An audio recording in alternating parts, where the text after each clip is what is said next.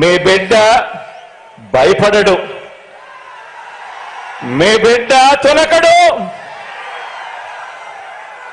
మీ బిడ్డకు మీ అందరి అండదండలు ఉన్నంత కాలం ఈ 56 నెలల్లో మనము పేద ప్రజల మీద ప్రేమతో బాధ్యతతో అమలు చేస్తా ఉన్న ఆ పథకాలు, ఆ స్కీములే మనకు బాణాలు, మనకు వస్త్రాలు. ఈ యుద్ధంలో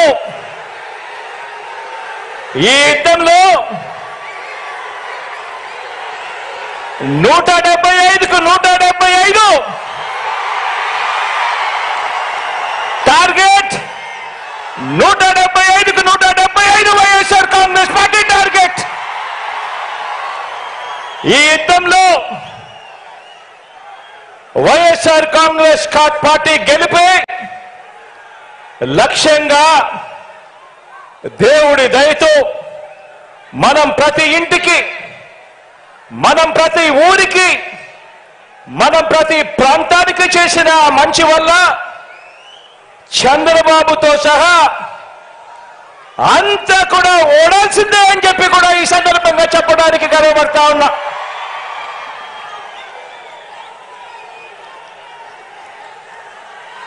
మనకు అంతటి గొప్ప విజయాన్ని అందించే అంశాలేమిటో మీ అందరితో కూడా పంచుకునేందుకు ఇక్కడ ఈ భీముని పట్నంలో ఈరోజు సమావేశమయ్యాం. ఇక్కడ అందరం కూడా ఈ సమావేశం 2024 ఎన్నికల్లో మన పార్టీ జైత్ర యాత్రకు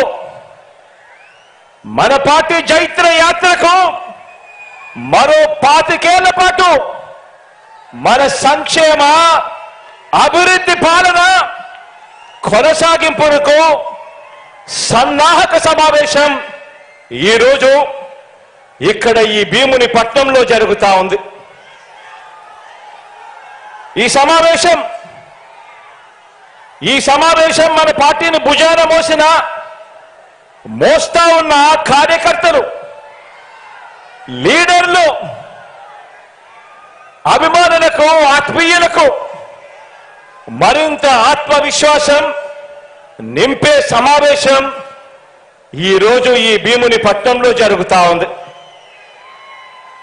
ఈ సమావేశం మేనిఫెస్టో ద్వారా మనం ఇచ్చిన ప్రతి మాట అధికారంలోకి వచ్చిన తరువాత త్రికరణ శుద్ధితో ఆ మేనిఫెస్టోలో చెప్పిన ప్రతి మాటను నెరవేరుస్తూ, ఆ మేనిఫెస్టోను ఒక బైబిల్గా, ఆ మేనిఫెస్టోను ఒక భగవద్గీతగా, ఆ మేనిఫెస్టోను ఒక ఖురాన్గా భావిస్తూ ఏకంగా 99% హామీలను నెరవేర్చిన పార్టీగా మీతో నా ఆలోచనలను పంచుకునేందుకే ఈ సమావేశం.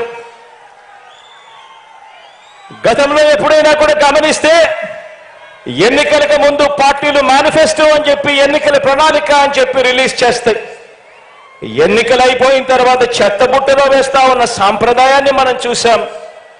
మొట్టమొదటిసారిగా నేను చెప్తా ఉన్నా, మీ బిడ్డ ప్రభుత్వం దాన్ని మార్చింది అని చెప్పి.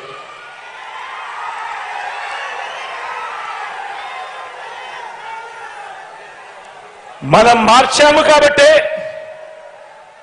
ప్రజలకు మనం దగ్గరయ్యాము కాబట్టే ప్రతి ఇంట్లోనూ మీ బిడ్డను, మీ బిడ్డను, మన వైఎస్ఆర్ కాంగ్రెస్ పార్టీని తమ పార్టీగా ప్రజలు భావిస్తా ఉన్నారు. కాబట్టి చంద్రబాబు లాంటి 75 ఏళ్ల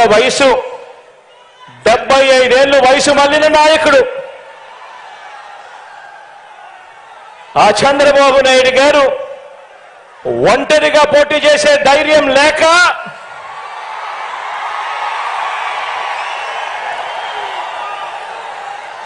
ఈ బాబు దత్తపుత్రుడితో సహా ఇతరులతో పొత్తు కోసం వెంపర్లాడుతా ఉన్నాడు అనంటే దాని అర్థమేమిటో ఆలోచన చేయమని అడుగుతా ఉన్నా.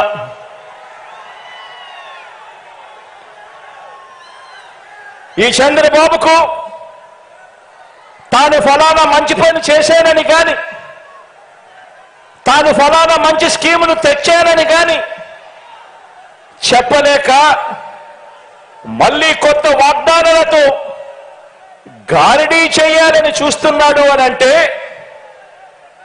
దానికి అర్థమేమిటి? దానికి అర్థమేమిటో తెలుసా? దానికి అర్థం ప్రజల్లో వారు లేరు అని.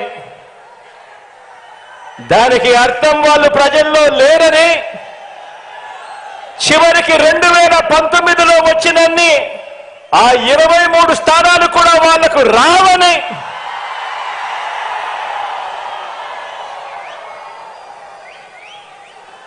నూట 75 స్థానాల్లో కనీసం పోటీ పెట్టేందుకు వాళ్లకు అభ్యర్థులు కూడా లేరని,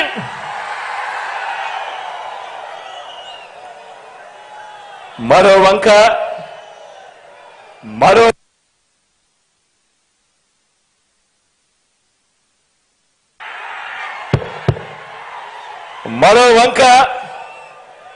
మన పార్టీని